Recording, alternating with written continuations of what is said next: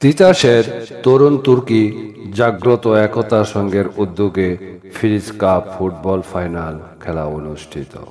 আমি হাবিব, কুমিল্লা তিতাস উপজেলা থেকে। যদি ভালো লাগে অবশ্যই চ্যানেলটি সাবস্ক্রাইব করে পাশে থাকবেন।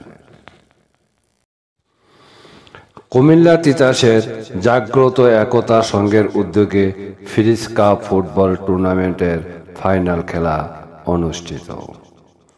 ক্রীড়ায় শক্তি, ক্রীড়ায় বল, প্রতিযোগিতায় ফুটবল, আর নয় মাদক, এই স্লোগানে জাগ্রত একতা সংঘের আয়োজনে গত শুক্রবার বিকেলে জগৎপুর সাধনা উচ্চ বিদ্যালয় মাঠে ফিরিজ কাপ ফুটবল টুর্নামেন্ট 2024 ফাইনাল খেলাটি অনুষ্ঠিত হয়। খেলায় অংশগ্রহণ করেন কুমিল্লা জেলা একাদশ বনাম ব্রাহ্মণবাড়িয়া জেলা একাদশ। খেলায় ব্রাহ্মণবাড়িয়া জেলা একাদশকে 6-2 গোলে পরাজিত করে বিজয় লাভ করে কুমিল্লা জেলা একাদশ।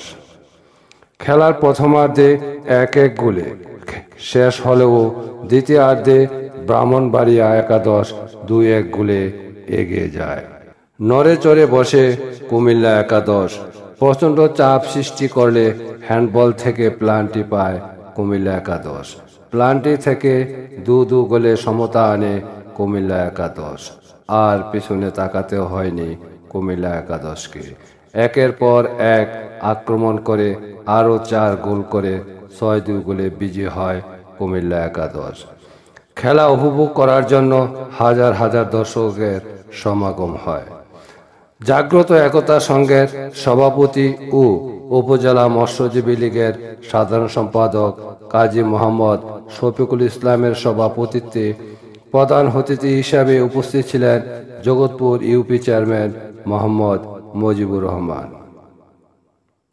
বিশেষ অতিথি ছিলেন উপজেলা আওয়ামী লীগের দপ্তর সম্পাদক মীর শওকত লিটন, তিতাস থানার এসআই ওবায়দুল হক, উপজেলা বঙ্গবন্ধু পরিষদের সভাপতি মাহফুজ সিকদার, সাবেক চেয়ারম্যান তোফাজ্জল হোসেন, জগৎপুর সাধনা উচ্চ বিদ্যালয়ের প্রধান শিক্ষক গিয়াসউদ্দিন বাবু, বসুন্ধরা সিটি কমপ্লেক্সের মেসার্স লামিয়া কালেকশনের স্বত্বাধিকারী মোহাম্মদ বাবুল আহমেদ, জাগ্রত একতা সংঘের সাংগঠনিক সম্পাদক সুমন সরকার, উপদেষ্টা মতিন মুন্সি, আসলাম ভূঁইয়া, চিত্তরঞ্জন বিশ্বাস, হাজী মোখলেসুর রহমান, আব্দুল হক মেম্বার, আব্দুল সাত্তার প্রধান, সিনিয়র সহসভাপতি নূর মোহাম্মদ, বন্ধু ফাউন্ডেশনের সভাপতি মোহাম্মদ জসিমউদ্দিন, সিনিয়র সহসভাপতি ফয়সাল সরকার জুয়েল ও উপজেলা মৎস্যজীবী লীগের সভাপতি